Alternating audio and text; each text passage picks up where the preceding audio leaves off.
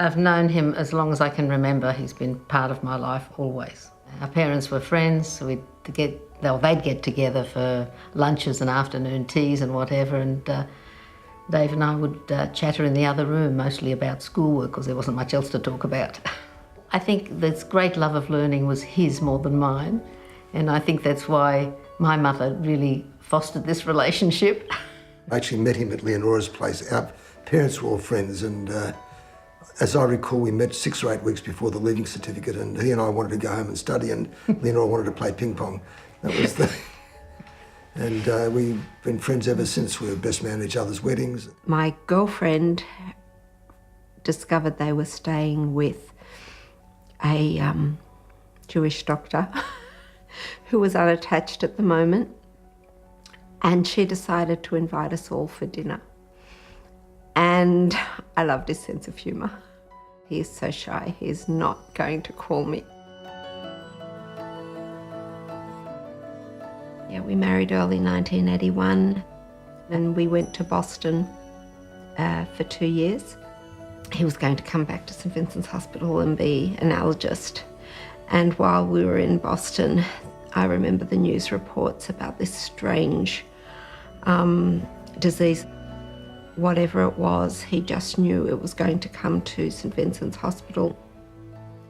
Sydney, the hospital is, on one side is the gay community, and on the other side is the sort of King's Cross, sex, drugs, rock and roll, right? And so I thought, well, if it's going to be a problem in any hospital in Australia, it would have to be at my institution, and that's what happens. That's where we saw the first cases. But it was difficult, and you know, in the peak year, which would have been 92, 93, I would have had a ward of about 36 people, you know, continuously, quite very, very sick and dying and really difficult. And it was a very, very stressful time for me.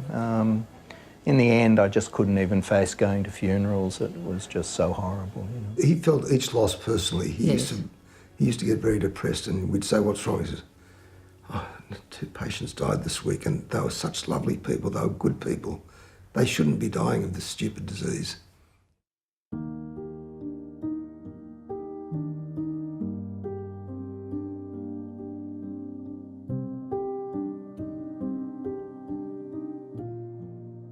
He would speak to his family more than once a day, and always at the end of those phone calls, "Love you," every single time. And you know, that was a couple of times a day. He was in touch all the time, or playing on his phone, sending messages to them with, I'm told, lots of emojis. Even his use of emoticons at the end of messages when he'd be overseas, he'd be like, "On board, love you, kiss, kiss, wine, wine." Hug, hug, aeroplane, aeroplane, aeroplane. Aeroplane chair, aeroplane chair. Home, home. They were an incredibly important, the most important part of his life. There's no doubt about it, his love for his family. He was fascinated by everything, interested in everything. I don't understand his fascination with birds and flowers, but it was beautiful. You should see all the field guides I've got to birds and flowers. There was one time we were all sitting in the van waiting for David to come in, and he was taking his wet pants off. It took about 5 minutes for him to get them off, and it was choreographed like out of the Three Stooges movie. And I looked at our guide and I said to her, "Do you know that this guy's a professor of medicine?" It was very funny. It was very funny. It was really special that we could do Mardi Gras with him. I think just even for Ilana and I to see, you know, you're sort of in a marshalling area backstage at Mardi Gras for hours and hours, and we were standing there with Dad. We were putting glitter hairspray in his hair, and the amount of young men that would just come up to him, and they were so emotional at seeing him participating in the event. The meaning that it had for these men to see their doctor in many cases fully participating and dressing up in Mardi Gras. Fighting the fight with them. Yeah, and having his daughters with him was really important.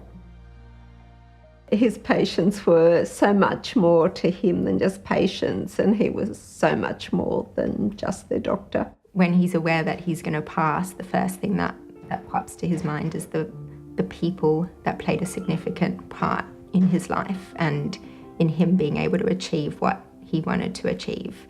And it was, St Vincent's Hospital, it was the university, it was the Kirby Institute, all of which he knew he had a really good life. And he said it. He said it a million times. I've had a good life. And he had a good life because of the people that supported him. In putting this together, it's really just shown the enormity of the loss. David meant so much to so many people in so many different ways. As a clinician, as a researcher, as a mentor, in all those roles, as a dad and a grandfather, and it's hard. It's hard to think of the Kirby Institute without David. I'm sure it's hard for his family to think of life without David and his patients. And he was just such an amazing man. And it's difficult to think of how we go sort of forward without his leadership, but I know he would want us to, and I know he would want us to continue doing all the things that he wanted achieved. The loss for us is incomprehensible. It's been a few weeks now, and none of us really can come to terms with it, knowing that we'll never see him again. I think I've been overwhelmed at the colleagues that are they're not mourning the loss of an HIV professor, they're mourning the loss of a close friend. So it's such a beautiful thing to be able to grieve with a whole community of people affected by Dad. But seeing the various communities that have been affected, from the nuns to the gay boys to international researchers, I guess we're reminded of his global impact, but also that the community support that we have because of what he was doing.